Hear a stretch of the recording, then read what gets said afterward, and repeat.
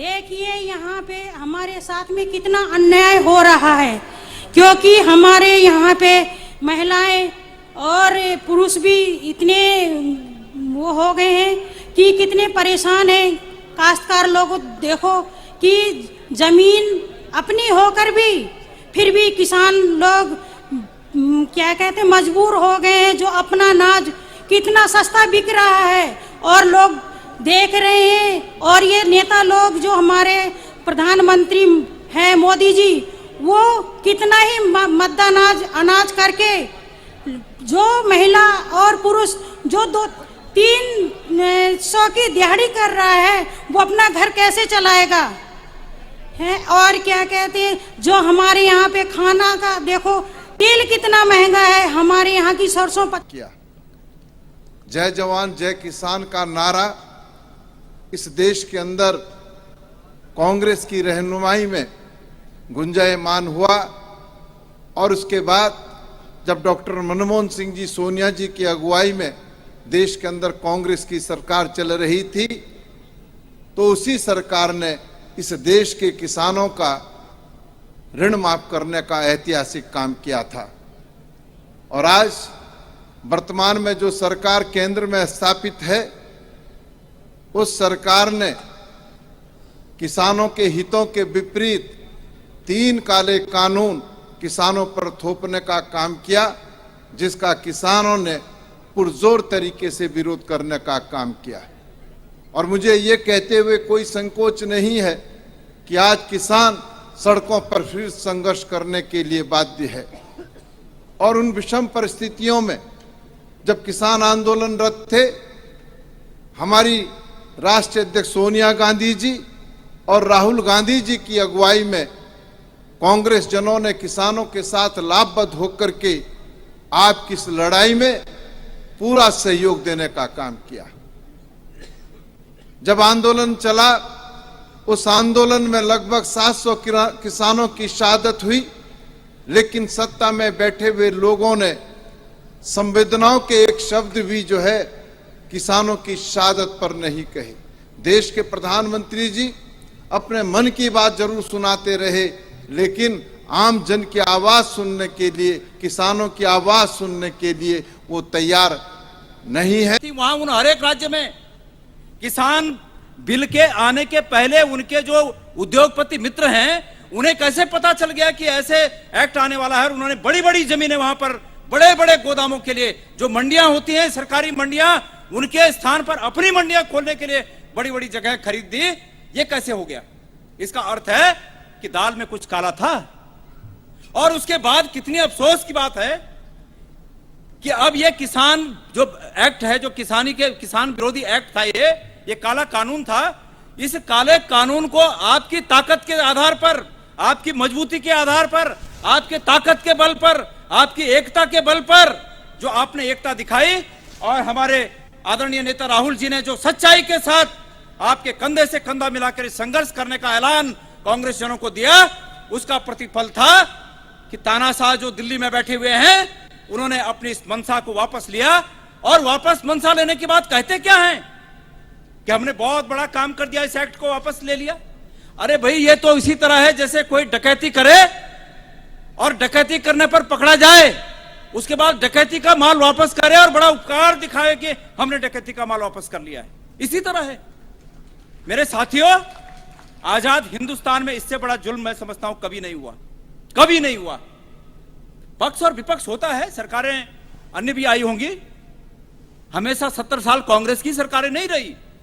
ये तो दिमागों में ठूंसना चाहते हैं कि कांग्रेस की सरकार रही, कांग्रेस की सरकार रही। उनकी भी सरकारें रही पहले, उसको भूल जाते हैं। लेकिन जिस प्रकार का आम आदमी की प्रताड़ना, आम आदमी को जिस प्रकार की परेशानी ये सरकार पैदा कर रही है, मैं समझता हूं ये उत्तराखंड में और उत्तर प्रदेश में होने वाला ये चुनाव, ये सिर्फ चुनाव नहीं बल्कि एक धर्म युद्ध है, जिसमें मैं उम्मीद करता हूं आप तमाम यहां बैठे हुए हमारे किसान भाइयों से इस धर्म युद्ध में आप कांग्रेस की धर्म युद्ध के साथ देते हुए कांग्रेस की पताका यहां पर फहराएंगे। मैं ऐसी उम्मीद आपसे करता हूं। मेरे साथियों, इनके राजनीतिक रूप में इनके राजनीतिक कुकर्मों का बखान करते करते मेरे रोंगटे खड़े हो जाते हैं। हम जान दे सकते हैं लेकिन हम इनके सामने घुटने नहीं टेक सकते हैं, और ये कसम खाकर यहां से सबने जाना है। हमें हमारे नेता राहुल जी, मैंने पहले ही कहा कि सत्य के मार्ग पर चलने वाले नेता हमें मिले हैं। राहुल जी, हम उत्तराखंड के लोग, हम उत्तराखंड के कांग्रेस जन और हम उत्तराखंड के तमाम हमारे किसान भाई आपके उस जज्बे से, आपकी उस मंशा से अपने को संबद्ध करते हैं। हम आपके साथ हैं। आप इस देश की लड़ाई लड़िए। अतीत में इंदिरा जी ने जिस प्रकार से गरीबों की लड़ाई लड़ी, वंचितों की लड़ाई लड़ी, दलितों की लड़ाई लड़ी, और अब इस वक्त आने वाले समय में मैं आपसे निवेदन करना चाहता हूं कि उत्तराखंड एक बहुत बड़ी तकलीफ से गुजर रहा है। हमारा प्रदेश इस भारतीय जनता पार्टी की सरकार के चलते पूरे देश में बेरोजगारी में अव्वल नंबर पर आ गया है। हम चाहते हैं कि आपकी अगुवाई में हम इस बेरोजगारी के खिलाफ एक जंग लड़ें और उस जंग को निर्णायक मोड़ तक पहुंचाएं। हमने ऐलान कर रखा है, उत्तराखंड कांग्रेस कमेटी ने ऐलान कर रखा है, हमारे मैनिफेस्टो में शामिल है कि हमारा अगले साल ये मार्च से शुरू होने वाला जो 5 साल का कार्यकाल होगा वो उत्तराखंड में बेरोजगारी को समाप्त करने वाला कार्यकाल होगा, और उसमें हमारे किसान भाइयों का अहम योगदान होगा, क्योंकि उत्पादकता ही रोजगार की जननी है। विश्व की कोई भी इकोनॉमिक्स, विश्व का कोई भी अर्थशास्त्र इस बात को नहीं झुठला सकता कि पैदावार के अलावा, उत्पादन के अलावा कहीं और से रोजगार आता है।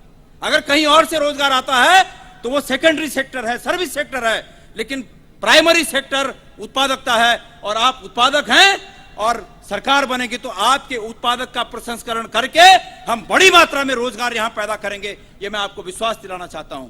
मैं बहुत अधिक नहीं कहूंगा, हमारे नेताजी राहुल जी यहां पर अपनी बात कहेंगे, हम सब उनकी बात को सुनने के लिए यहां पर आ रखे हैं, लेकिन मैं आपसे इस देश के खातिर एक वचन चाहता हूं कि साथियों, इतिहास इस बात का गवाह है कि इतिहास इस बात का गवाह है कि जब कांग्रेस संकट में आई तब तक देश संकट में आया, तब तक दलित संकट में आया, तब तक कमजोर वर्ग संकट में आया।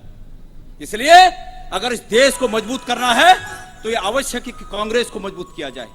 मैं अधिक न कहते हुए अपने विचारों को यहां पर विराम दूंगा, क्योंकि समय की बाध्यता है, समय कम है, और इसी के साथ मैं आप सबको प्रणाम करते हुए अपने शब्दों को यहां पर विराम देता हूं। राहुल जी का इस उत्तराखंड आने पर मैं पुनः एक बार हार्दिक स्वागत करता हूं, अभिनंदन करता हूं। आप सबका बहुत बहुत धन्यवाद। जय भारत, जय उत्तराखंड।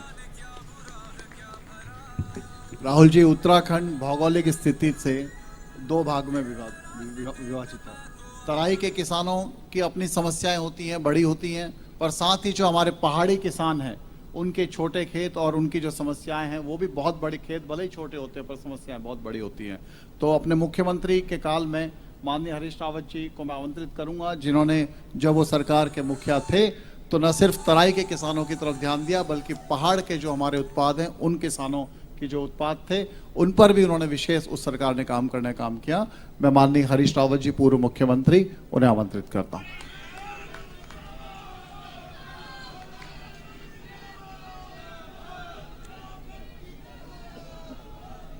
हम सबके नेता, आप सबके मनों के दुलारे और देश के अंदर जो वास्तविक अर्थों में प्रतिपक्ष हैं, आज सरकार की आंखों में आंख डालकर कोई बात कर रहा है, कोई इस सरकार के काले कारनामों को चुनौती दे रहा है, तो उस आवाज का नेतृत्व श्री राहुल गांधी जी कर रहे हैं। वो आपके बीच में हैं। हमारे प्रदेश कांग्रेस के सम्मानित अध्यक्ष जी, प्रभारी जी, प्रीतम सिंह जी, हमारे साथी सहयोगी यशपाल आर्या जी, बेहड़ जी सहित मंचासीन हमारे सभी सम्मानित प्रत्याशीगण और नेतागण, सभी हमारे किसान दोस्तों, बहनों और भाइयों, हम सब राहुल जी का उत्तराखंड की इस पवित्र धरती में और तराई के इस कर्मवीरों की धरती में बहुत बहुत बाहें फैलाकर स्वागत करते हैं, अभिनंदन करते हैं। राहुल जी, आपका उत्तराखंड से एक विशेष नाता है और इस तराई से भी आपका नाता है। जिस धरती पर आप हैं, इस धरती को बसाने में आपके नाना पंडित जवाहरलाल नेहरू और गोविंद वल्लभ पंत जी का बहुत बड़ा योगदान था। जितने स्वतंत्रता संग्राम सेनानी आए, पाकिस्तान से विस्थापित होकर, पूर्वी बंगाल से विस्थापित होकर हमारे भाई आए, उन सबको बाहों में लाकर यहाँ बसाने की नीति, जिस नीति के परिणाम स्वरूप सारे देश को फायदा हुआ, एक अन्न भंडार इस धरती के गर्भ में पैदा हुआ तराई के रूप में, तो उसका श्रेय पंडित गोविंद वल्लभ पंत जी के साथ जवाहरलाल नेहरू को जाता है। ये उनका दिशा निर्देश था। यहाँ पर जो एग्रीकल्चर यूनिवर्सिटी है, जो हम सबका गौरव है, वो भी उन्हीं के प्रयासों से यहाँ पर बनी। हरित क्रांति के जरिए पंतनगर विश्वविद्यालय ने जो योगदान दिया, उस योगदान में जो भागीदारी हमारे किसानों की रही, मैं उसका अभिनंदन करता हूँ। और हरित क्रांति से लेकर दुग्ध क्रांति, श्वेत क्रांति, जितनी भी क्रांतियाँ कृषि क्षेत्र में आई, मुझे कहते हुए हार्दिक प्रसन्नता है कि वो सारी क्रांतियों के जनक इंदिरा गांधी जी थी, वो उनके कार्यकाल में पैदा हुई। आपने उस सिलसिले को हमारे कष्ट के समय में भी निभाने का काम किया। जब हम कष्ट में थे, जब पूरे एक बड़ी त्रासदी आई उत्तराखंड में, 80% भूभाग बिल्कुल ध्वस्त हो गया, तो उस समय आप हमारे आंसू पोंछने के लिए आए और देश के प्रतिपक्ष के आप पहले नेता थे जो हमारे बीच में आए। और जब हमने पुनर्निर्माण प्रारंभ किया, पुनर्वास प्रारंभ किया आपके मार्गनिर्देशन में, हमारी सरकार ने, कांग्रेस की सरकार ने, तो आप हमारा मॉरल बूस्टअप करने के लिए भगवान शिव की शरण में केदारनाथ आए और वो एक ऐतिहासिक घटना बनी और उससे सारे उत्तराखंड की जो इकोनॉमी थी, अर्थव्यवस्था थी, वो टर्न अराउंड हुई। तो हम आपके इस एहसान को उत्तराखंड कभी नहीं भूल सकता। और हम आपको वचन देना चाहते हैं, यदि आप चाहें, सब लोगों की तरफ से मैं वचन देना चाहता हूं कि उत्तराखंड तराई से लेकर जसपुर से लेकर मुनस्यारी तक, जसपुर से लेकर भटवारी तक आपको सरकार बना करके देगा। आपको उत्तराखंड में कांग्रेस की सरकार बना करके देगा। आप तैयार हैं इस बात के लिए? यदि तैयार हैं तो जरा ताली बजा करके हाँ कहिए। और हमारा आपसे वचन है, आप एक बात के लिए और याद करना चाहेंगे, जब 3 काले कानून थोपे गए किसानों के ऊपर, तो उस समय पहली आवाज कोई उठी किसानों के पक्ष में और इन काले कानूनों के विरोध में, वो आवाज राहुल गांधी जी की थी। उस समय सौभाग्य से मैं पंजाब का प्रभारी था कांग्रेस का, और आपने आकर के 3 दिन ट्रैक्टर यात्रा को लीड करके देश को कहा कि किसानों के साथ ज्यादती हो रही है, और किसानों से कहा कि हम आपके साथ हैं, आप संघर्ष करिए। और उसके बाद किसानों ने एक ऐतिहासिक संघर्ष को यहाँ पर अंजाम देने का काम किया, और उसका परिणाम है कि एक ऐसी सरकार जो लोकतंत्र को की, उसको घुटने टेकने पड़े। उसके लिए मैं किसानों को बहुत बहुत बधाई देना चाहता हूँ।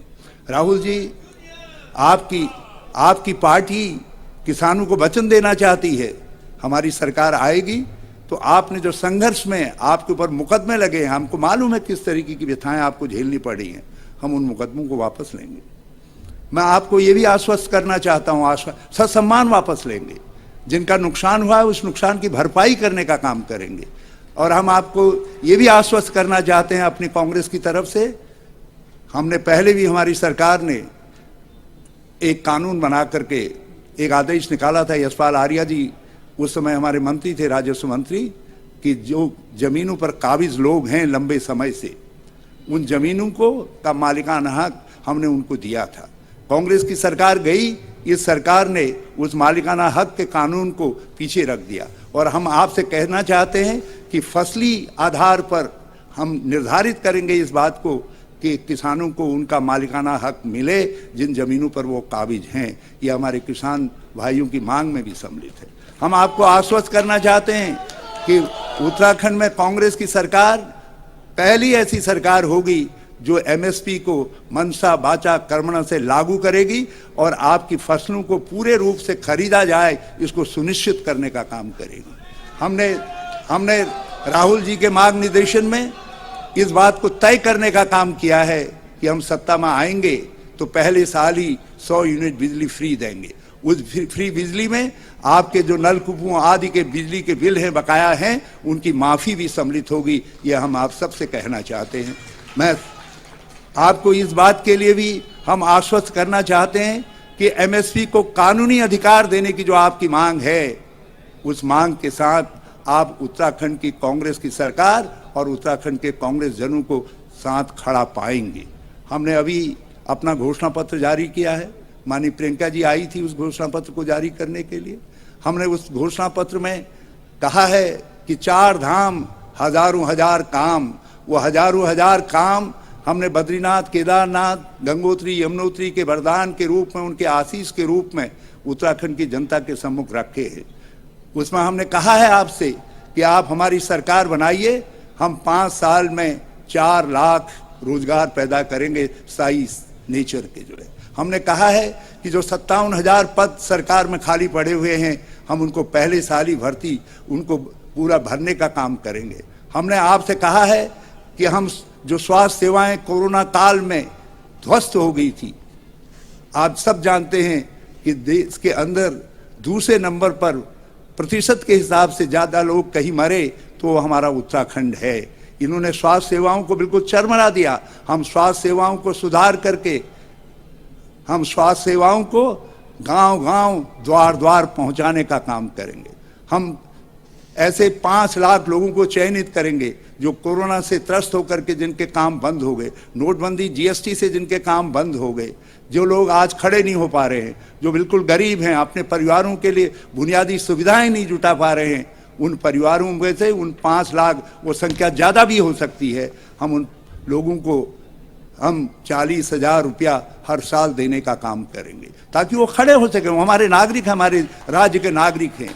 एक निवेदन, एक पुष्प हमने आपको एक नारे के रूप में, एक कविता के रूप में दिया है। हमने आपसे कहा है कि बनाओ बनाओ कांग्रेस सरकार, लाओ लाओ कांग्रेस की सरकार, गैस का सिलेंडर नहीं होने देंगे 500 रुपये के पार।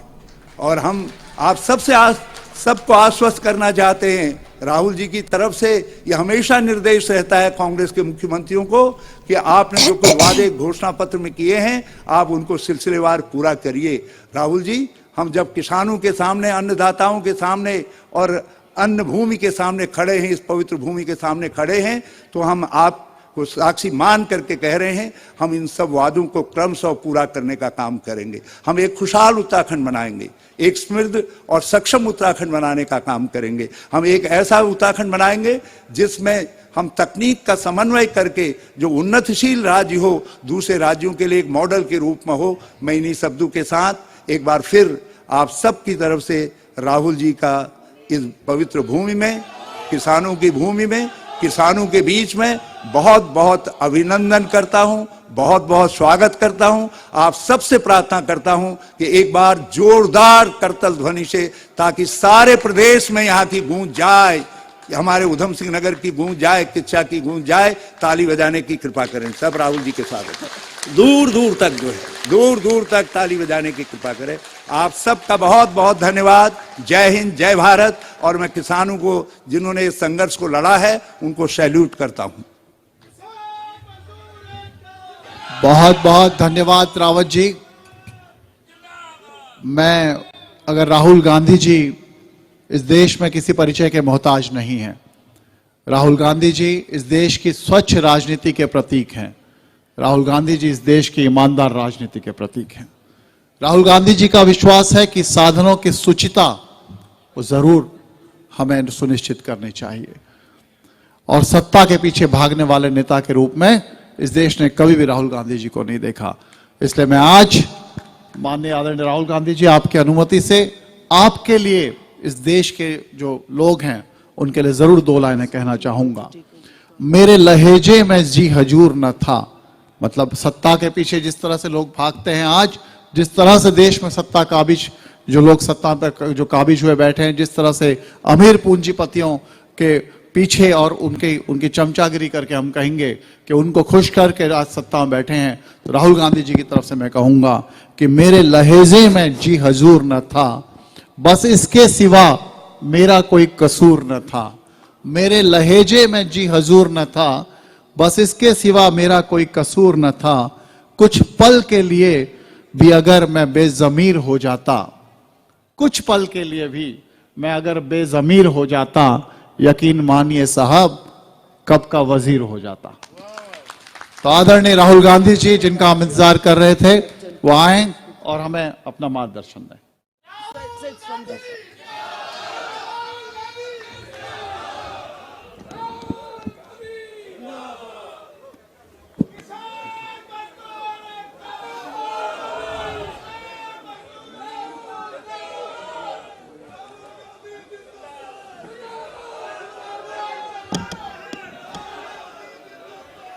देवेंद्र यादव जी, हरीश रावत जी, गणेश गोडियाल जी, प्रीतम सिंह जी, हमारे भैया ये थोड़ा कैमरा हटा दीजिए, थोड़ा हटा दीजिए। हमारे कैंडिडेट्स यशपाल आर्या जी, महेंद्र पाल सिंह जी, तिलक राज बेहर जी, प्रेमानंद महातन जी, सुमित हृदयेश जी, महेश शर्मा जी, भुवन कापरी जी, नवतेज पाल सिंह जी, मीना शर्मा जी, किसान संगठन के हमारे नेता, कांग्रेस पार्टी के नेता और कार्यकर्ता, भाइयों और बहनों, प्रेस के हमारे मित्रों, आप सबका यहां बहुत बहुत स्वागत, नमस्कार।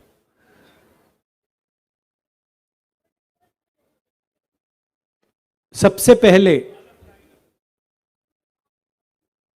मैं आपको और देश के सब किसानों को बधाई देना चाहता हूं। बधाई इस बात की कि आप इन 3 कानूनों के खिलाफ पत्थर जैसे, पहाड़ जैसे खड़े हो गए और आपने 1 इंच इनको नहीं दी, कोई कॉम्प्रोमाइज नहीं किया, 1 कदम पीछे नहीं लिया और आपने हिंदुस्तान की सरकार को सच्चाई दिखाई। बधाई क्यों कर रहा हूं? क्योंकि ये आपकी हिस्ट्री है, ये आपका इतिहास है। आप सिर्फ देश को भोजन नहीं देते हो, आप देश को रास्ता दिखाते हो और सालों से आप इस देश को रास्ता दिखा रहे हो।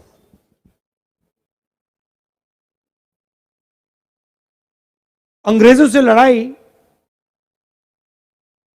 बड़े बड़े उद्योगपतियों ने नहीं लड़ी थी,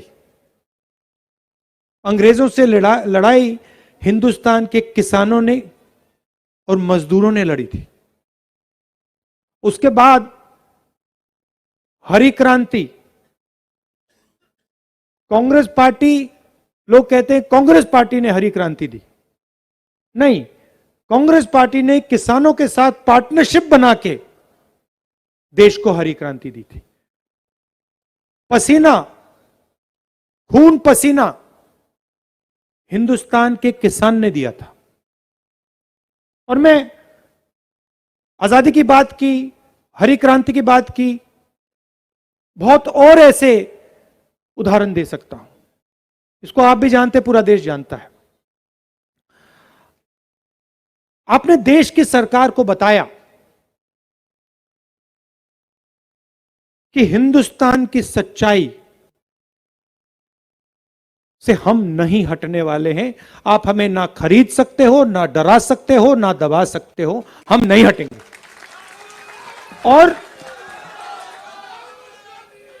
और मैं आपको बताऊं, इस सरकार को यह समझाना बहुत जरूरी था और है।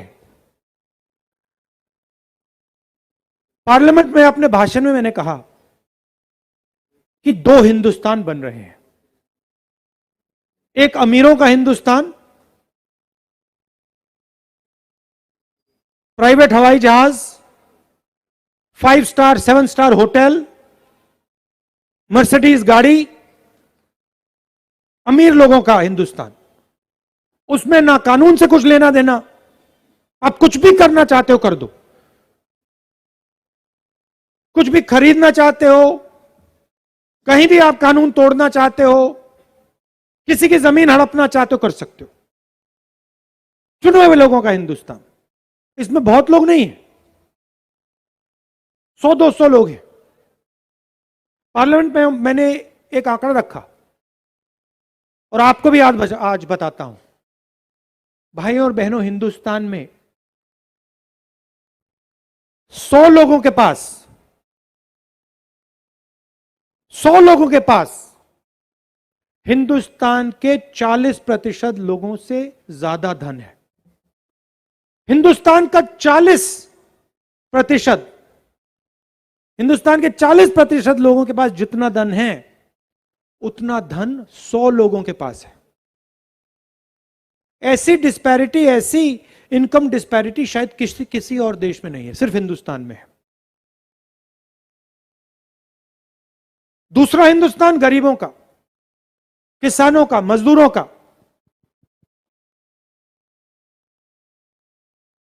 उसमें आपको रोजगार नहीं मिलेगा, आपकी जमीन छीनी जाएगी, पेट्रोल डीजल के दाम बढ़ते जाएंगे, महंगाई बढ़ती जाएगी।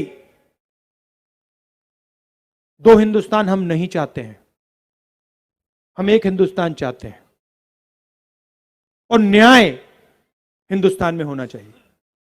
हम किसान बिलों के खिलाफ क्यों खड़े हुए? क्योंकि ये अन्याय था।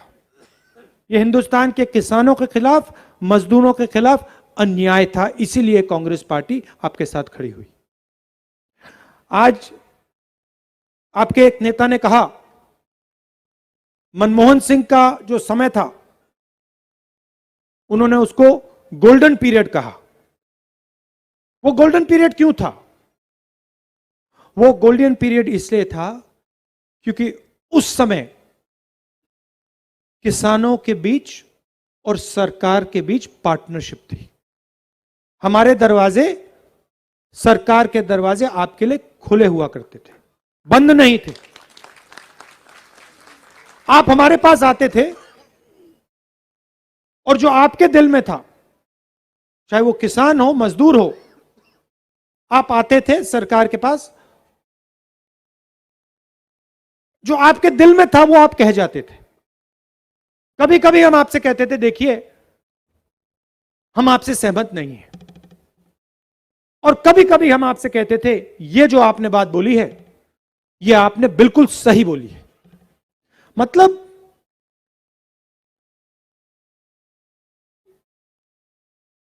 उस समय के हिंदुस्तान में प्रधानमंत्री था, आज के हिंदुस्तान में राजा है। प्रधानमंत्री सुनता है, प्रधानमंत्री के दरवाजे किसानों के लिए, मजदूरों के लिए, छोटे व्यापारियों के लिए खुले होते हैं। बातचीत करता है और अपने लोगों से यह भी कह सकता है, नहीं मैं मानता नहीं तुम्हारी बात, गलत बोल रहे हो। मगर जब लोग सही बात कहते हैं तो फिर प्रधानमंत्री कहता है सही बात बोल रहे हो। और अगर प्रधानमंत्री सबके लिए नहीं काम करता है तो वो प्रधानमंत्री नहीं हो सकता है। आज नरेंद्र मोदी जी प्रधानमंत्री नहीं हैं, हिंदुस्तान के किसान एक साल ठंड में, कोविड में सड़क पे खड़े थे, हां या ना? खड़े थे ना? प्रधानमंत्री ने उनसे बात करने की कोशिश तक की। प्रधानमंत्री ने उनसे यह पूछा कि भैया आओ, मेरे ऑफिस में आओ, मुझे बताओ क्या बात है, मुझे समझाओ, ये कानून आपको अच्छे क्यों नहीं लगते ना? प्रधानमंत्री ने कहा ये किसान हैं, ये मजदूर हैं, मैं राजा हूं, राजा किसान और मजदूर से बात नहीं करता है। सच्चाई है हिंदुस्तान की। राजा ना सुनेगा ना बात करेगा, राजा सिर्फ निर्णय लेगा। और नरेंद्र मोदी सोचते हैं कि अगर राजा निर्णय लेता है तो जनता को चुप रहना चाहिए, और अगर जनता चुप नहीं रहती है तो फिर सीबीआई, ईडी, पुलिस, पेगासस सब चालू हो जाता है।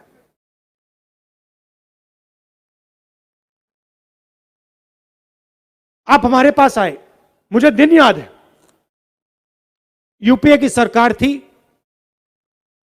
किसानों का डेलीगेशन आया, मनमोहन सिंह जी के पास गया, सोनिया जी के पास गया, मेरे पास आया, प्रणब मुखर्जी के पास गया, और आपने कहा बहुत मुश्किल हो रही है। और आपने अपने तरीके से सवाल पूछा। आपने पूछा कि बड़ा उद्योगपति बैंक में जाता है, बैंक के दरवाजे खुले होते हैं, हमारे लिए बैंक के दरवाजे बंद हैं। क्यों? कर्जा है। और आपने हमें कहा हमारा कर्जा माफ कीजिए। और मैं खुशी से आज कहता हूं 10 दिन लगे थे, 10 दिन के बाद जो आपने हमें कहा, मांगा नहीं,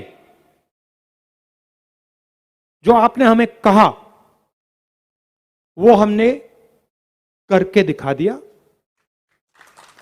70,000 करोड़ रुपए किसानों का कर्जा माफ किया। क्यों किया? हमने आपको कोई फ्री गिफ्ट नहीं दिया, कोई आपको मतलब तोहफा नहीं दिया। हम समझे कि आप मुश्किल रास्ते में से निकल रहे हो, और इसीलिए हमने आपकी मदद की। क्यों मदद की? क्योंकि आप देश की मदद करते हो, 24 घंटा आप देश की मदद करते हो, और हम जानते हैं कि आपके बिना यह देश नहीं चल सकता है, आपके बिना यह देश भूखा रह जाएगा, आपके बिना यह फैक्ट्रियां नहीं चल सकती हैं। जैसे हमारे पीसीसी प्रेसिडेंट ने कहा, आप देश की नींव हो, फाउंडेशन हो, और जिस देश की फाउंडेशन, जिस देश की नींव कमजोर हो जाती है वो देश बचता नहीं है। तो इसीलिए मैं आपको कहना चाहता हूं, मैनिफेस्टो में हम चीजें लिखेंगे, मगर आप नियत समझिए, इंटेंशन समझिए। हमारा इंटेंशन आपके साथ पार्टनरशिप बनाने का है। हम आपके साथ बातचीत करना चाहते हैं। हमारे जो दरवाजे हैं वो आपके लिए खुले रहेंगे।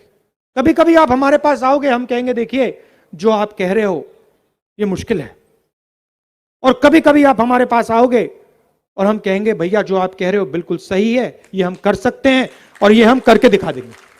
मगर मैं आपको एक गारंटी मैं आपको दे सकता हूं, मैं आपको एक गारंटी दे सकता हूं, चाहे कुछ भी हो जाए, चाहे कुछ भी हो जाए, जो नरेंद्र मोदी जी ने आपके साथ किया, आपको 1 साल अकेला सड़क पे ठंड में कोविड के समय खड़ा कर दिया। कांग्रेस पार्टी मर जाएगी, खत्म हो जाएगी, मगर यह कभी नहीं करेगी।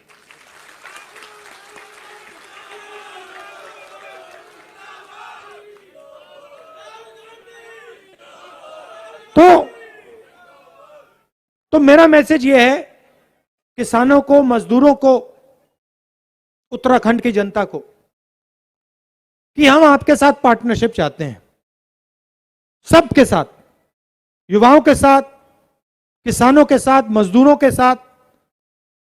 और हम ऐसी सरकार चाहते हैं जिसमें आपको लगे, किसानों को लगे, मजदूरों को लगे, गरीबों को लगे कि ये हमारी सरकार है।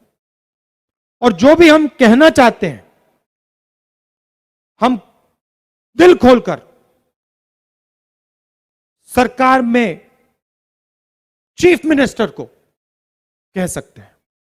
ऐसी सरकार हम चाहते हैं। कल गोवा में हमने न्याय योजना लॉन्च की।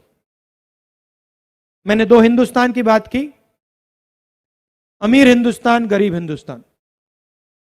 गोवा में हमने निर्णय लिया और वही हम उत्तराखंड में कर रहे हैं कि सबसे गरीब लोगों को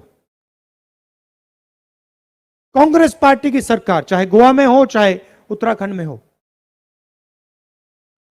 सीधे खाते में डायरेक्ट ट्रांसफर पैसा का हर महीने कर देगी। क्योंकि हम चाहते हैं कि सबसे गरीब जो लोग हैं उनको यह लगे कि वो अकेले नहीं हैं, उनकी सरकार, उनका प्रदेश उनके साथ खड़ा है। मैनिफेस्टो में और भी चीजें हैं जो हरीश रावत जी ने कहा, और मैंने ये छत्तीसगढ़ में भी कहा, मध्य प्रदेश में कहा, जहां भी हमारी सरकार बनती है। अगर हमने मैनिफेस्टो में चीज लिख दी है,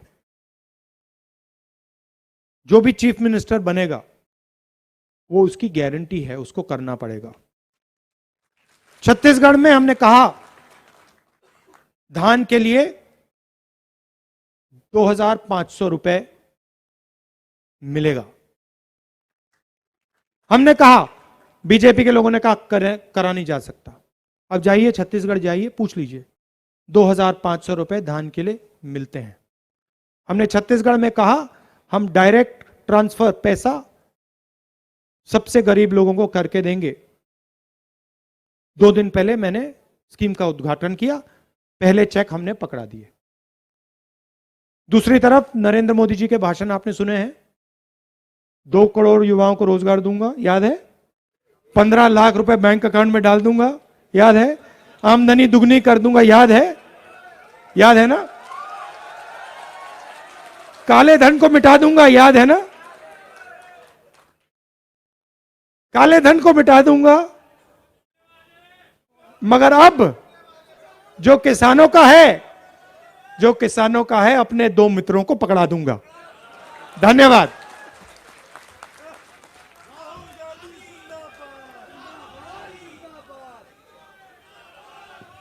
मैं आमंत्रित करता हूं श्री तिलक राज बेहड़ जी को कि वो धन्यवाद प्रेषित करेंगे।